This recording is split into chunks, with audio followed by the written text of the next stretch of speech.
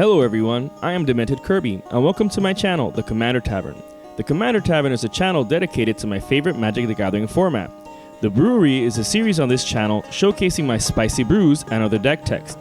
On this episode of the Brewery, I will be discussing a new commander previewed from Throne of Eldraine, Syr Gwyn, Hero of Ashvale. Syr Gwyn is a 5/5 legendary human knight with vigilance and menace that costs 3 generic, 1 red, 1 white, and 1 black to cast.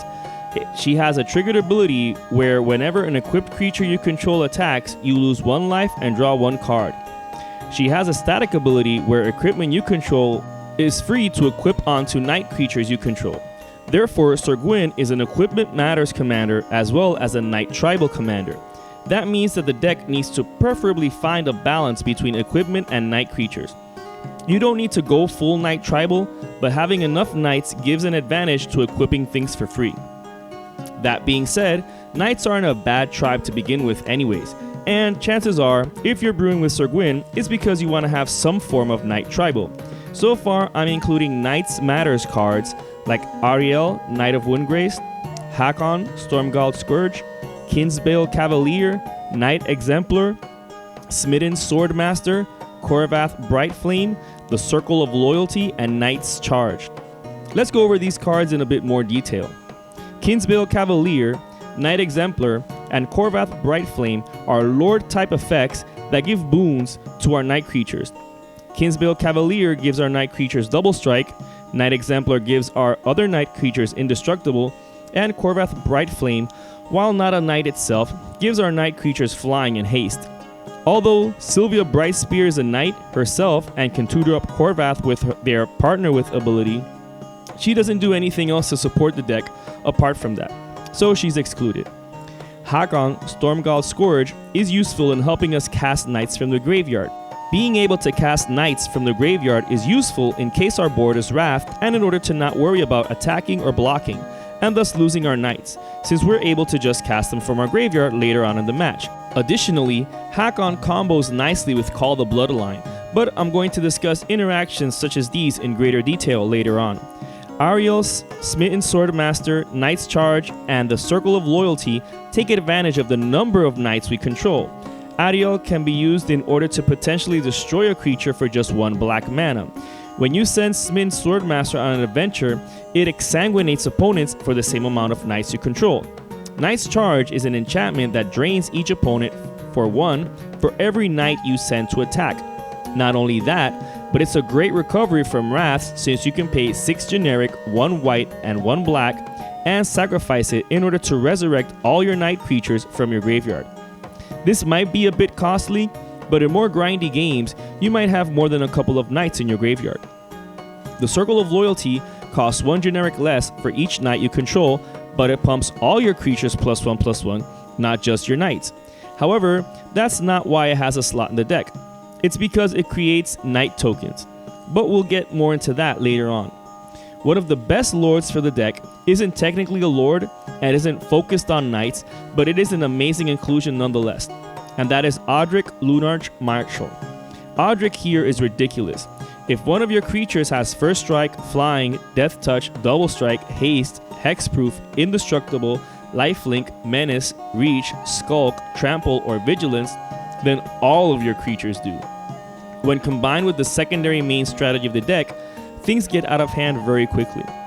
Speaking of which, the second main strategy facilitated by Syr Gwyn is Equipment Matters. So naturally, the deck runs some equipment. I didn't go too heavy on the equipment though. The equipment added were more for value than anything. Basilisk Collar makes any attacking or blocking knight very dangerous. You can also equip it to a fatty in order to gain lots of life in a pinch. Bloodforged Battle Axe is so amazing in this deck. If a creature equipped with it manages to break through and give an opponent combat damage, you create a token that's a copy of Bloodforged Battle Axe. Then you can keep equipping knights with these copies to make it even easier to keep triggering Syr Gwyn's ability. On top of that, it's cheap to cast, cheap to equip, and also gives a boon of +2/+0. Another ridiculous equipment in the deck is Colossus Hammer. Doing nothing else than making a creature get +10/+10, it costs 0 to equip to a knight if Syr Gwyn is in play. Equipping it to Syr Gwyn makes her a serious threat. Another great hammer to include is Loxodon Warhammer. Not only does it grant its wielder, trample, and lifelink, but it gets +3/+0 as well. Its equip cost is steep, but that's what Sir Gwyn is being the commander for the deck for. Hammer of Nazan can equip for free when it enters the battlefield. Oh, and it also gives the equipped creature indestructible. This is great for Sir Gwyn since she already has built-in vigilance. Giving her indestructible allows to attack with her with reckless abandon while also keeping her untapped to block whenever she can, while also yelling out that it's hammer time. Lightning Greaves and Swiftfoot Boots are obviously in the deck. They grant haste while also granting Shroud and Hexproof respectively. Also, like I mentioned earlier, thanks to Audric, equipping any creature with these keyword granting equipments is like equipping all of your creatures with these keyword granting equipments.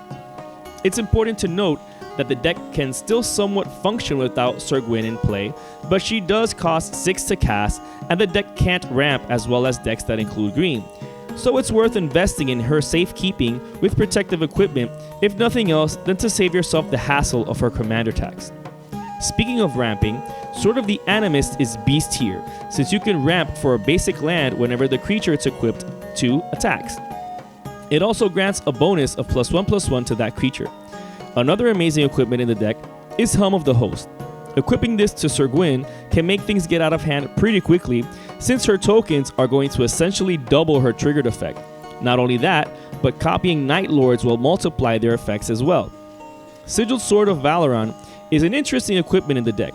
It makes whatever wields it a knight, which is relevant for this build, while also giving that creature +2/+0 in vigilance. But it also creates a 2/2 knight token with vigilance whenever that creature attacks. And that brings me to my supplementary strategy for the deck: tokens. Another way to get value out of effects that care about the number of knights is to try and create a ton of knights. Then, those tokens can continue to be copied with populate effects. Spells like Errand of Duty and Righteous Confluence create knight tokens.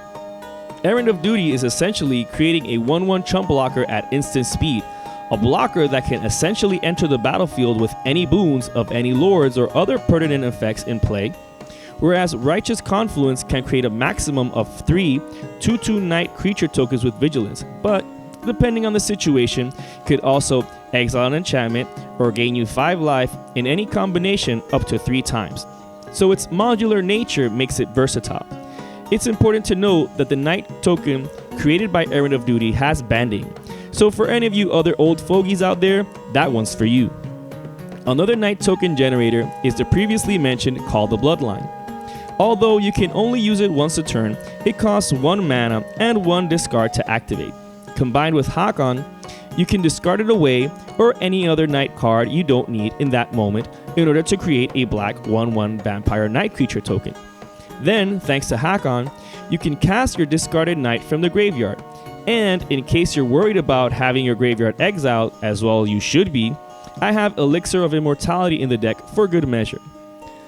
Another relevant token generator is History of Benalia. This saga creates a 2/2 knight creature token with vigilance when it enters the battlefield and at the beginning of your next draw step. Then, at the beginning of your subsequent draw step, you sacrifice it and all your knights get +2/+1 until end of turn. This might seem slow at first glance, but you're still getting a knight each turn for 2 straight turns, and then with enough knights on the battlefield, you can get in some serious damage. Gideon, ally of Zendikar, is also amazing in this brew.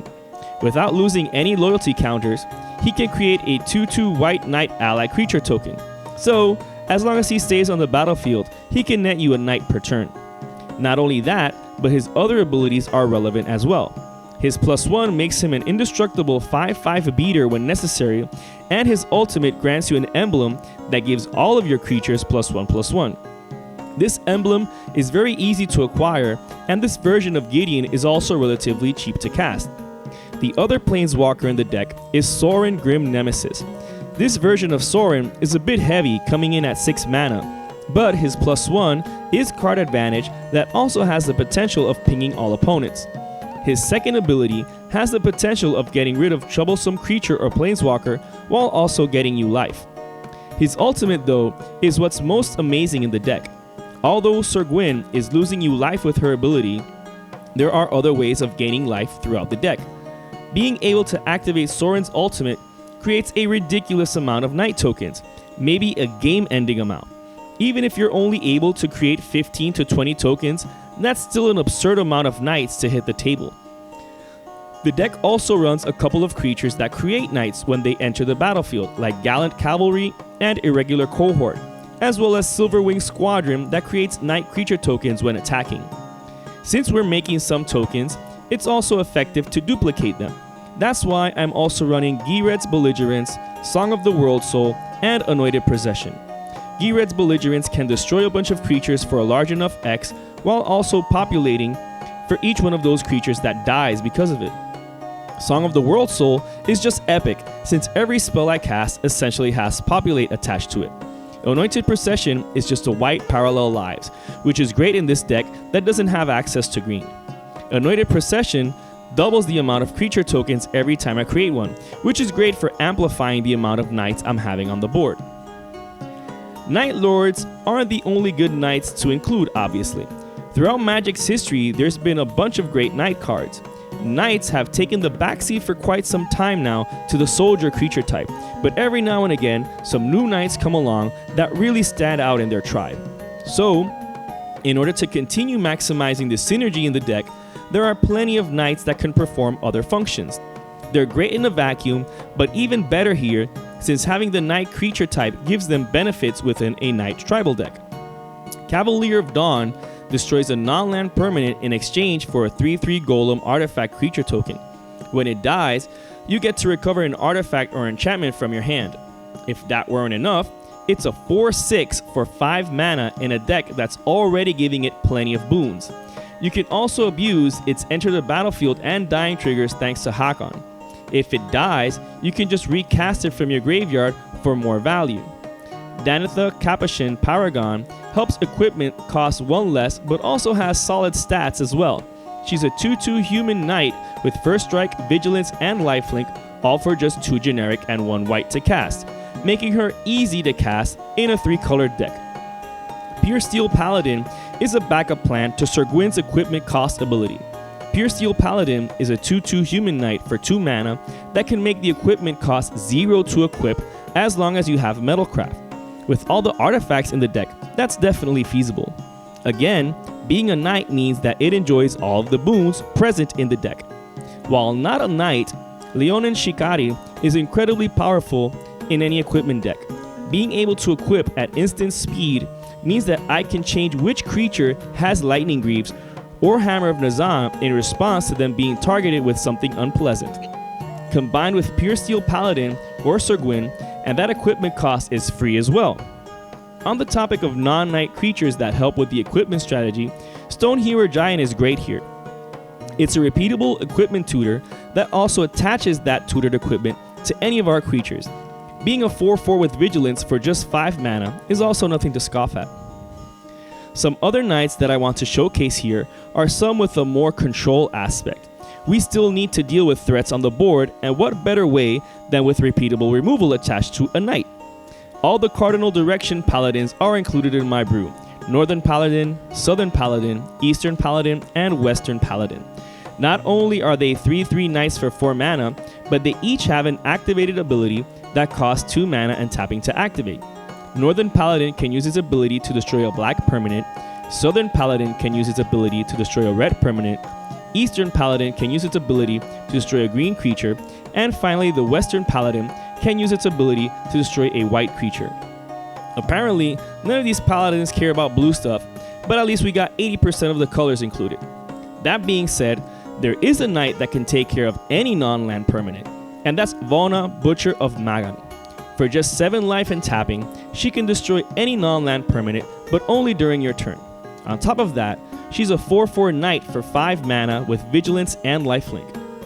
The other 2 knights I include to round out this category are Order of the Sacred Torch and Stromgald Cabal.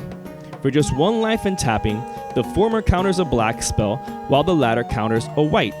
I bet you didn't expect knights of all creatures to be able to counter spells, and ones that aren't blue on top of that. Notice that they also counter black and white spells, which are the colors typical to board wipes. These are very helpful to maintain balance and to protect your board. Now, even though these knights maintain the deck's theme and synergize with the deck, on top of being decent ways to deal with problems on the board, they're still broadcasted solutions.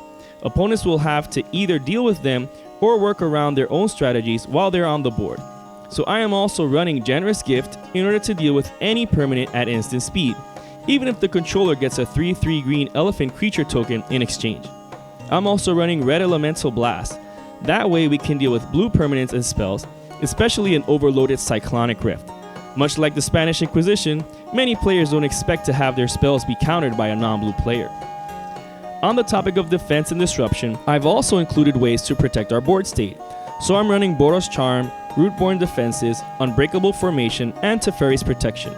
Boros Charm is mainly to give my permanents indestructible, but down to the wire, you can give an unblocked Sir Gwyn double strike in order to take out an opponent from out of nowhere. Rootborn Defenses and Unbreakable Formation give all of our creatures indestructible at instant speed. Rootborn Defenses has the added bonus of populating as well. Teferi's Protection is now a commander staple, and for good reason. We basically disappear out of the game along with all of our stuff until right before our next untapped step. Gotta love that phasing. Now we're at that part of the deck where we see what fuels the deck: mana. Smothering Tithe is included because it's just such a great card. It's a great ramp outside of green. Burnished Heart is another non-green source for ramp and mana acceleration, which is why it's included in the deck.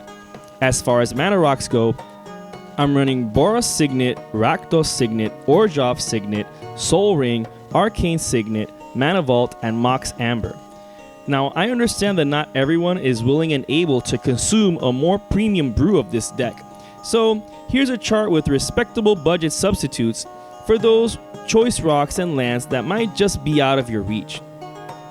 As far as the rest of my mana base, apart from the choice cards in the present table, I'm running all 3 shock lands, all 3 check lands. Now, I've forgone the 3 pain lands since Sir Gwyn does ping us with her ability, plus I'm running enough basics and dual type lands for them to enter the battlefield untapped. This is also why I'm preferring to run the Signets in this case instead of the Talismans. I'm also running Tournament Grounds, Command Tower, Reflecting Pool, Reliquary Tower, Temple of the False God, and Exotic Orchard, as well as 4 of each snow basic land.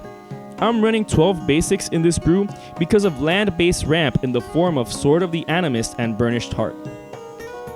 This brew is just an idea of how to build around Sir Gwyn, Hero of Ashvale. Since Sir Gwyn was spoiled just a couple of days ago, there might be new cards released in Throne of Eldraine that would make this deck even more consistent. But as far as previews go, this is definitely a fun commander to build around. You can find my current deck list for this commander down in the description. I would like to thank all of my patrons for supporting me, and a quick shout out to all my higher tier patrons, the brewers, for their patronage. And to everyone, thanks for watching this episode of The Brewery on the Commander Tavern. I am Demented Kirby, and happy brewing.